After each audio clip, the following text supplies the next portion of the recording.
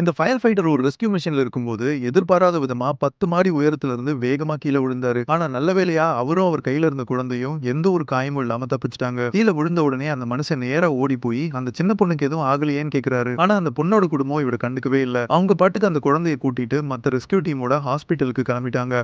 அந்த நேரத்துல திடீர்னு யாரோ இவரோட பேர சொல்லி கூப்பிடுறாங்க. திரும்பி பார்க்கும்போது பில்டிங் அடியில கருப்பு ட்ரெஸ் போட்டு 2 பேர் நிக்கிறாங்க. உடனே இவரு சத்தம் போட்டு அந்த இடத்த விட்டு சீக்கிரம் வெளிய போங்க அப்படின்னு சொல்றாரு. ஆனா அப்படியே திரும்பி பார்க்கும்போது தான் அவரோட டீம் மெம்பர்ஸ் எல்லாரும் சேர்ந்து ஒருத்தரோட உயிரை காப்பாத்த போராடிட்டு இருக்காங்க. அதை உத்து பார்த்தப்பதான் இவருக்கு புரியுது தான் இறந்துட்டோன்னு. அங்க நின்ன கருப்பு ட்ரெஸ் போட்டவங்க நரகத்தோட தூதர்கள். மத்தவங்களுக்காக உயிரை விட்டதால இவருக்கு நோபல் பர்சன் பட்டம் கிடைக்குது. எல்லாரும் ஒரு பெரிய சுழல் வழியா நரகத்துக்கு போறாங்க. ராணி ஆச்சரியமா, ஏன் மத்தவங்களுக்காக உயிரை தியாகம் செஞ்ச அப்படின்னு கேக்குறாங்க. அதுக்கு நம்ம ஹீரோ பணத்துக்காக தான் வேலை பார்த்தேன்னு சொன்னதும் ராணி கோவப்பட்டு இவருக்கு நரக தண்டனை தராங்க. ஆனா நரக தூதர்கள் கெஞ்சி கேட்டதால இவரோட வாழ்க்கையே மறுபடியும் ஆராய்ஞ்சு பாக்குறாங்க. அப்பதான் தெரியுது இவரு தான் உடம்பு முடியாத அம்மாவுக்காகவும் ஜட்ஜுக்கு படிக்கிற தம்பிக்காகவும் தான் தூங்காம ஓய்வு இல்லாம ஒரே நேரத்துல 5 வேலைகள் செஞ்சு பணத்துக்காக கஷ்டப்பட்டு உழைச்சிருக்காரு. இந்த உண்மையை தெரிஞ்சுக்கிட்ட ராணி மனசு மாறி தண்டனையை ரத்து செஞ்சு இவரை நிரபராதின்னு அறிவிக்கிறாங்க.